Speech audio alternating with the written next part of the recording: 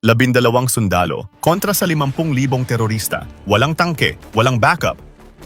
Kabayo lang. At tapang na hindi kayang tapatan ng kahit anong bala.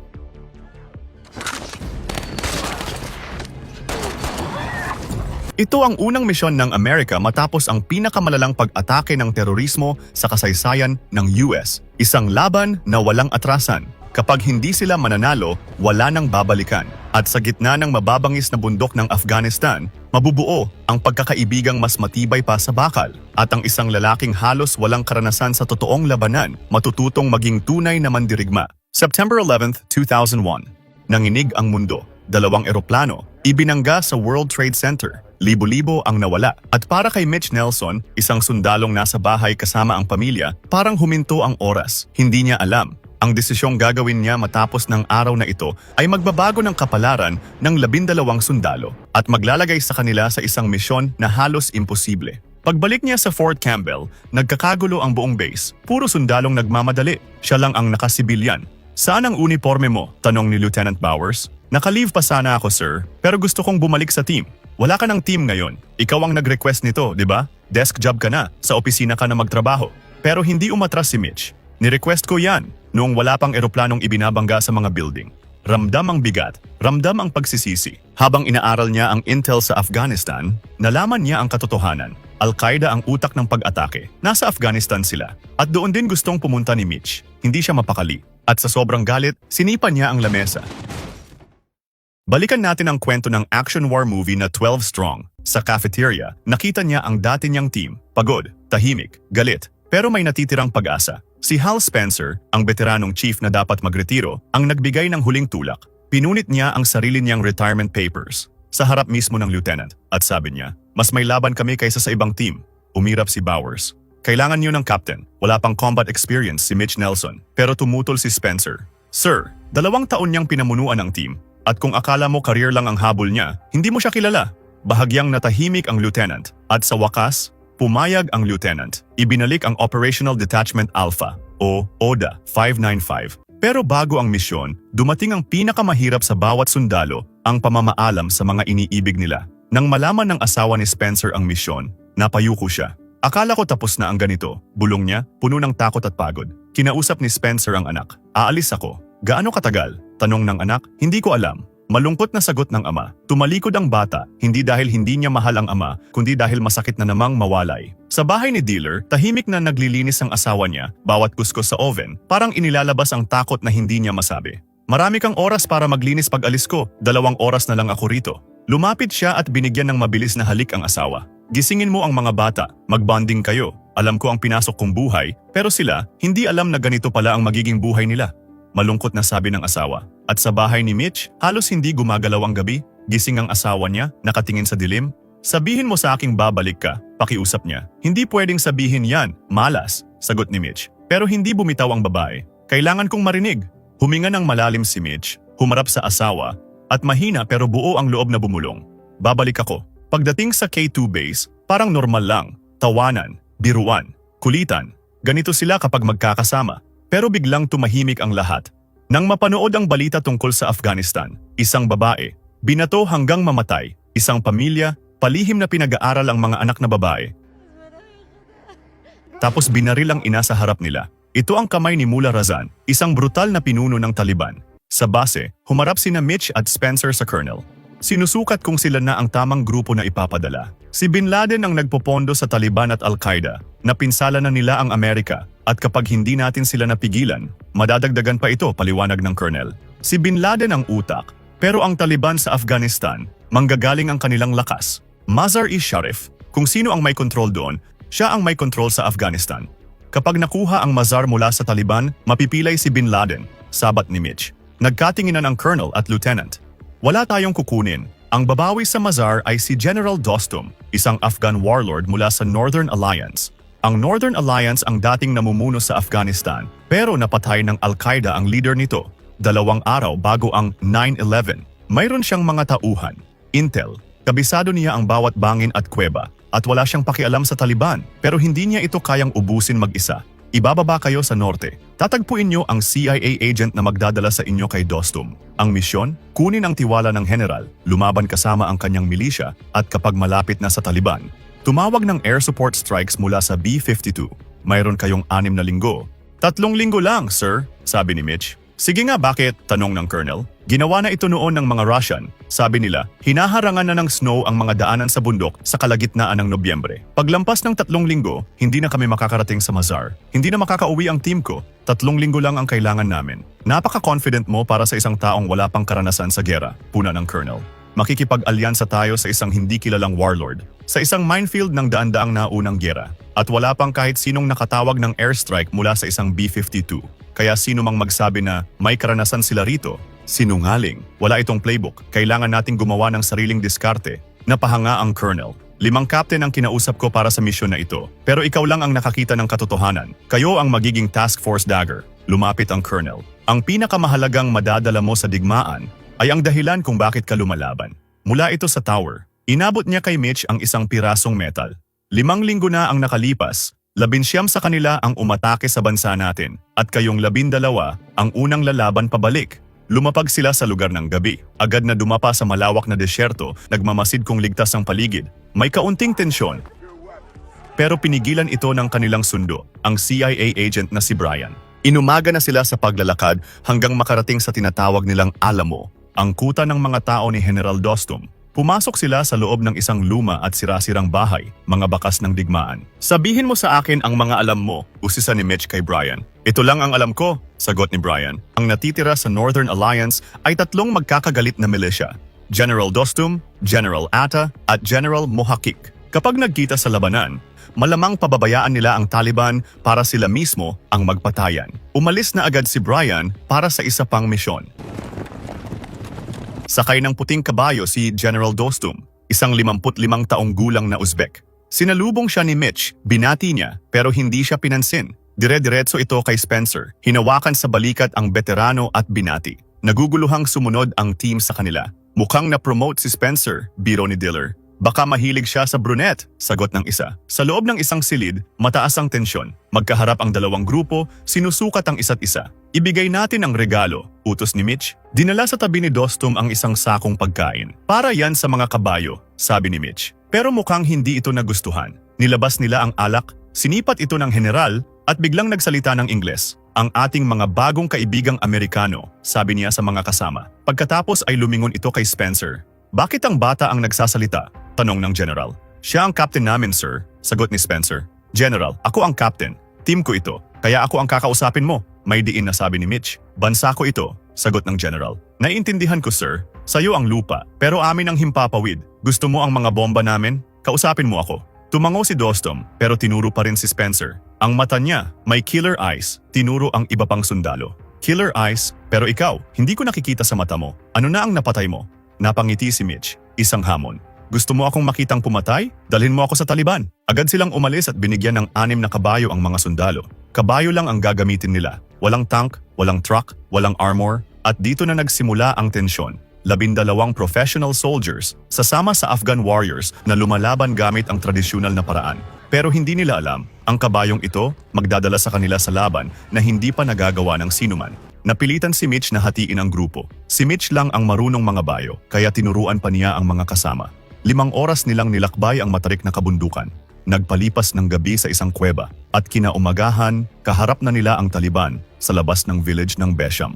Kailangan nating lumapit para maitawag ko ang eksaktong coordinates, sabi ni Mitch. Mataas ang pagmumula ng bomba, kaunting pagkakamali, sa kanila ito babagsak. Masyadong delikado, tutol ni Dostum. General, masyado tayong malayo. Wala akong magagawa mula rito. 500 sa mga tauhan ko ang mamatay bago masugatan ang ni isa sa inyo. Alam mo ba kung bakit? Gigil na tanong ng general. Hindi. Bakit, sir? Dahil pag may isa sa inyong namatay, aalis ang gobyerno mo at matatalo kami sa digmaan. Hiningi ni Dostum ang mapa at tinuro ang lokasyon. Ito at ito, ang Taliban. Ngayon, tawagin mo ang bomba. Paano namin masisigurado? Maraming army sa bansang ito, general. At Taliban lang ang kaaway namin. Kinuha ni Dostum ang radyo at nagsalita ng Russian. Razan, narito ako kasama ang mga Amerikano. Papatayin nila kayo. Gusto nilang malaman kung kayo daw ba ang Taliban. Maririnig ang sigawan mula sa radyo. Minumura ang mga Amerikano. Tinawagan na ni Mitch ang air support. Pigil hininga, nag-abang ang lahat. Sa itaas, sunod-sunod na ibinagsak ng jet ang mga bomba. Sunod-sunod ang pagsabog, nagdiwang ang tauhan ni Dostum. Pero may mali, masyadong malayo ang tinamaan na lugar. Tuwang-tuwa si Dostum habang si Mitch naiinis. Hindi ako pumunta rito para maglaro, pinatigil niya ang air support. Sumakay sa kanyang kabayo at sumugod palapit sa kalaban. Nagtago siya sa likod ng malalaking bato. Sinundan siya ng isang sundalo at ng isang tauhan ni Dostum. Itinawag ni Mitch ang bagong lokasyon. Kinakabahan ang mga tao sa taas. Biglang may sunod-sunod na putukan. Nakita na sila ng kalaban. "Captain, papalapit sila sa'yo." Babala ng isang sundalo sa radyo. Nakipagpalitan ng bala ang tatlo. Sumunod sina dealer para tumulong. May mga missile ang kalaban. Walang tigil ang putukan. Muling nagtago si Mitch sa bato. Itinawag ang lokasyon nila. 8396457, clear and hot. Agad silang umatras, tuloy-tuloy ang pagbaril. Nahulog ang mga bomba. Sa pool ang kalaban, binalot ng liwanag at makapal na usok ang lugar. Nagliliwanag din ang mata ni Dostum. "Razan, katapusan mo na!" Sigaw nito sa radyo. Nagtatakang bumalik si Mitch sa pwesto nila. "Bakit hindi pa tayo sumugod? Binomba ko na sila gaya ng sabi mo?" Tanong niya kay Dostum. "Bukas tayo susugod." Sagot nito at iniwan na sila. Ano pala itong ginawa natin ngayon? Hindi makapaniwalang tanong ni Mitch. Dress rehearsal, biro ng isa niyang kasama.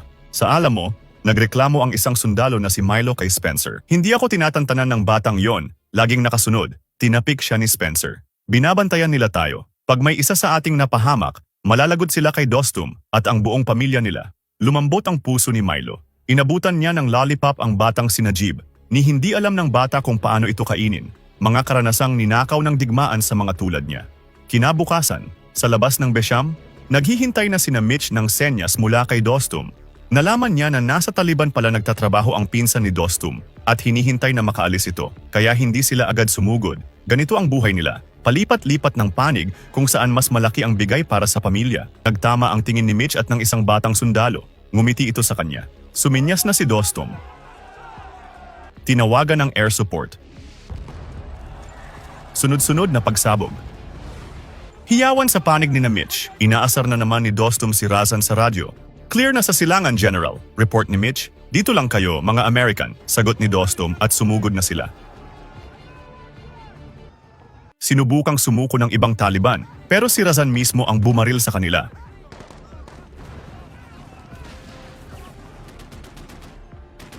Habang nanonood, napansin ni Mitch ang mga bagong dating na war tanks. Saan yun galing? Bakit hindi alam ni Dostum na may supply sila? Tumawag si Mitch sa air support, pero wala na ito. Tuloy-tuloy ang milisya, kabayo laban sa naglalakihang tangke. Hindi makatiis si Mitch na manood lang. Agad siyang sumugod para protektahan ang general. "Wala na tayong air support, umatras kayo," sigaw ni Mitch. Biglang napako ang tingin niya sa batang nakita kanina. Wala nang buhay. Sumiklab ang galit sa puso ni Mitch. Walang humpay sa pagbaril sa kalaban. Nadaanan siya ni Dostum. Ngayon, meron ka ng killer eyes. Sabay takbo pa atras. Sa labas ng kuweba, galit na sumugod si Mitch sa general. "General, kabisado mo ang lugar na ito, hindi ba? Alam mo na mayroon pa silang supply line. Kung sinabi mo lang sa akin, nabomba ko sana ang pinagtataguan nila bago pa nakarating sa atin." Hindi siya pinansin nito. Abala sa telepono. "Kung gusto mong mamatay ang mga tauhan mo, bahala ka, pero hindi kita hahayaang ipahamak ang mga tao ko. Umaasa kang mananalo ng walang dadanak na dugo. Umaasa akong sasabihin mo sa akin lahat ng mahahalagang impormasyon. Kung hindi, ano pang ginagawa natin dito?" Nauubos ang pasensya ni Mitch, pero kalmado pa rin ang general. "Ang galit mo ay nagmumula sa takot mo, at takot ka dahil nakatira ka sa lugar kung saan ang buhay ay mas masarap kaysa kamatayan. Hindi ganoon ang lugar na ito. Dito, pinapatay ng Taliban ang lahat ng dahilan mo para mabuhay. General, ako ang tulay mo sa pinakamalakas na armas sa kasaysayan. Kailangan mong magtiwala sa akin. Ang pinakamalakas na armas sa kasaysayan ay ito." Turo ni Dostum sa puso niya. "Wala akong sundalo, mga mandirigma lamang. Gamitin mo iyan at magiging mandirigma ka rin."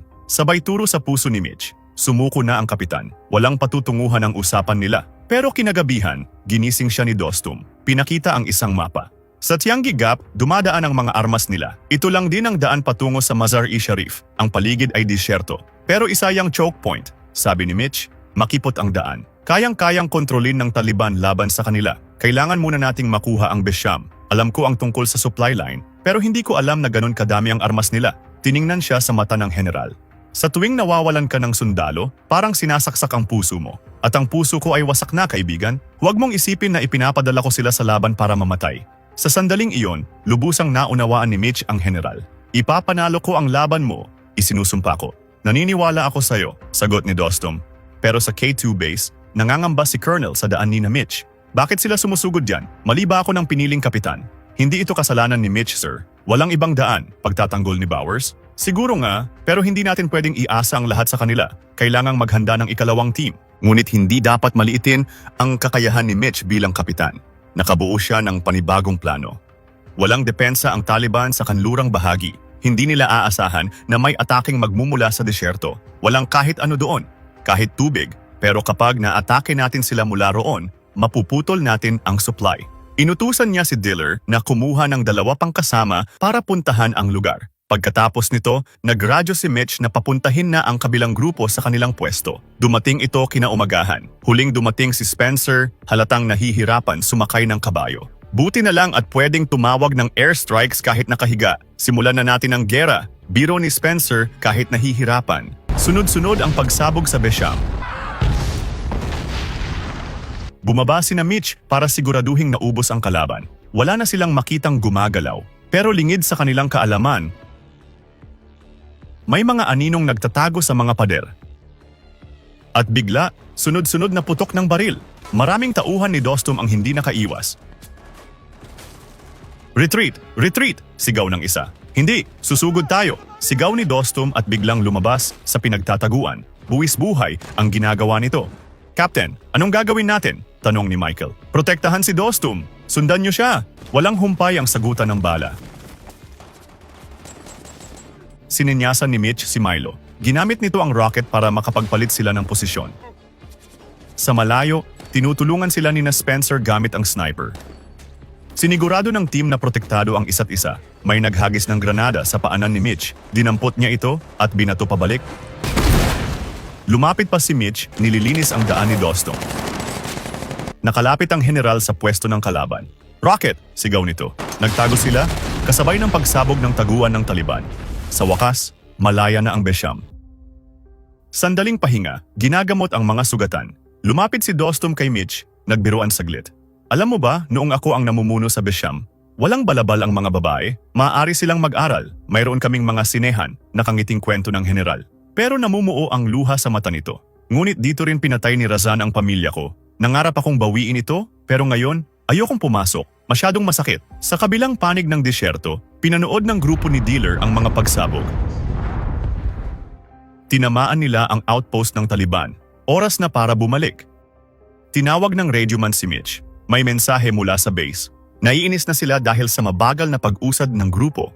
Ano raw ang sabi? Tanong ni Mitch. Kailan ka aalis riyan at pupunta sa Mazar? Galit na sabi sa sulat. Pinagmasdan ni Mitch ang paligid at unti-unting nabuo ang mensaheng maririnig sa buong Amerika.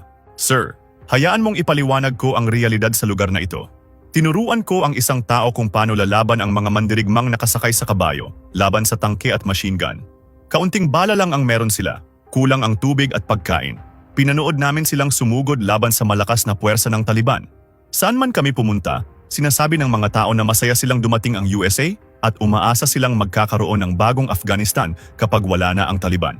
Sa tahanan, taimtim na nakikinig ang mga asawa ng Task Force Dagger. Sandaling umusbong ang pag-asa. Umaayon sa kanila ang plano. Hanggang sa dumating ang isang di inaasahang balita. Kinausap ni Spencer si Mitch. Nagpadala ang headquarters ng bagong team papunta kay General Atta. Sa karibal ni Dostum, hindi makapaniwalang tanong ni Mitch. Tingin nila mas malaki ang tsansa nitong makaabot sa Mazar. Wala silang tiwala na makakalusot tayo.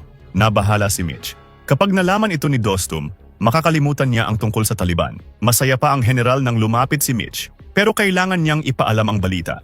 General, may isa pang team na kikilos bukas, kasama ni General Atta Mohammed. Susugod sila sa Mazar mula sa Timog Silangan. Binigay nila ang North kay Atta? Gulat na tanong ni Dostum. Para sa US, lahat kayo ay Northern Alliance.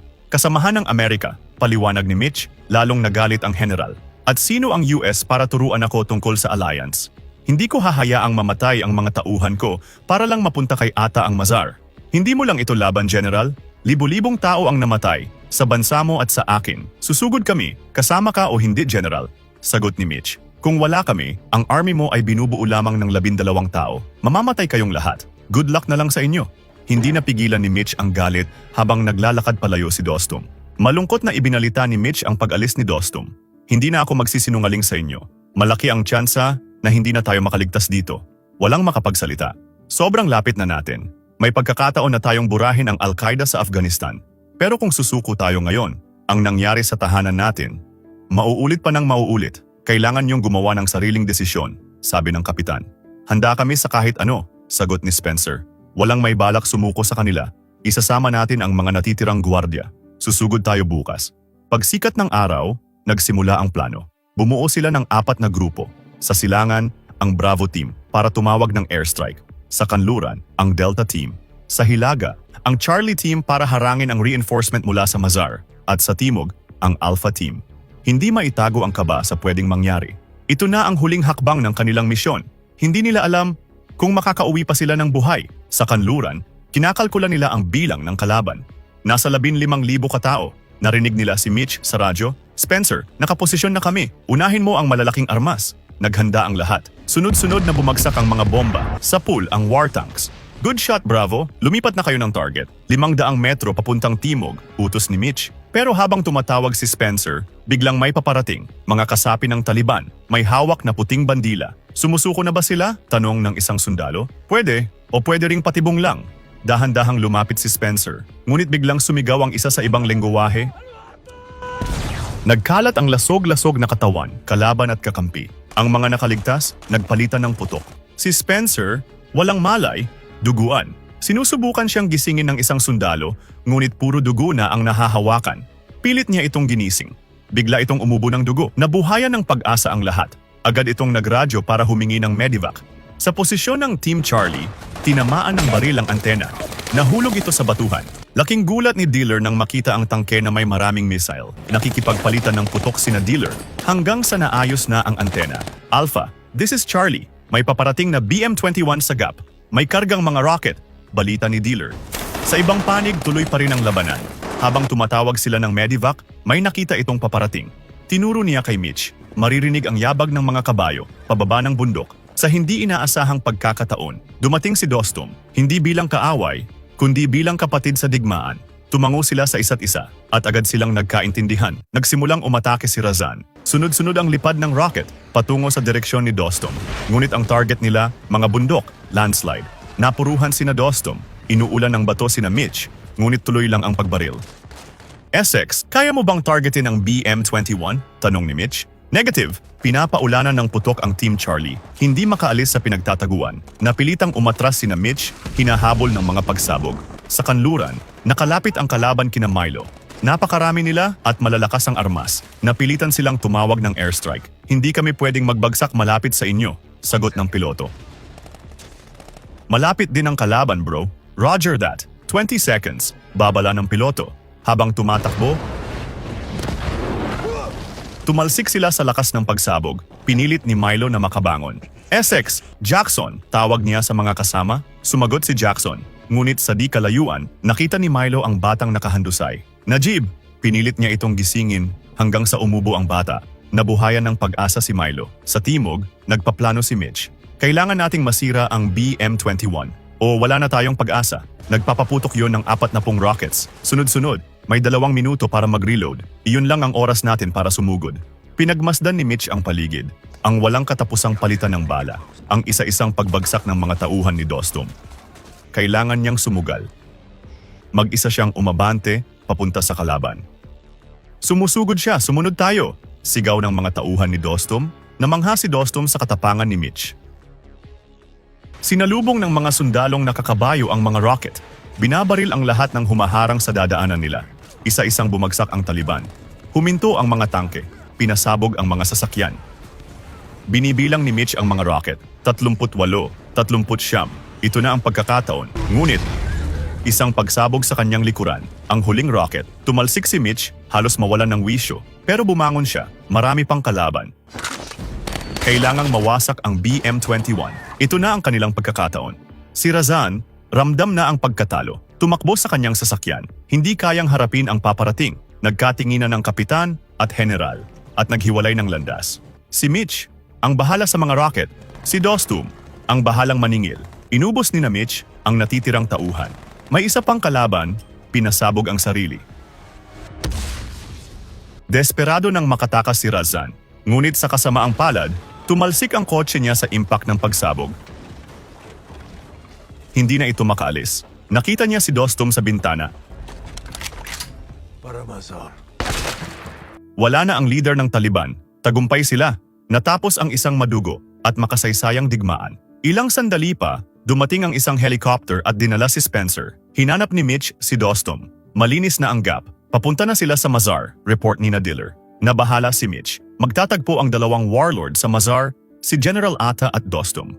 Mababaliwala ang lahat kung masisira ang Northern Alliance. Kailangan nating mauna roon, sabi ni Mitch. Pagdating sa Mazar, sinalubong si Mitch ng mga hiyawan at pagdiriwang. General, sandali, tawag niya. Pero nakalapit na ito kay Atta, nagkamayan ng dalawa. Pagbibigyan ko muna si Atta sa ngayon, sabi ni Dostum. Tama ang desisyon mo, sagot ni Mitch. Natawa si Dostum. Walang tamang desisyon dito. Ito ang Afghanistan, libingan ng mga imperyo. Ngayon kakampi ka, bukas kalaban. Pero tandaan mo na habang buhay kitang kapatid. At nang tumingala si Mitch sa langit, alam niyang sa bansang hindi niya pag-aari. Natutunan niya ang tunay na kahulugan ng tapang, pagkakaibigan at sakripisyo. Sa lupaing puno ng sugat, itinusok niya ang maliit na piraso ng Twin Towers, hindi bilang simbolo ng paghihiganti, kundi paalala kung bakit sila lumaban. Mag-subscribe para sa iba pang mga video tulad nito. I-on ang notifications at iwanan ang like para suportahan ang channel. Maraming salamat po sa panunood ng recaps natin to.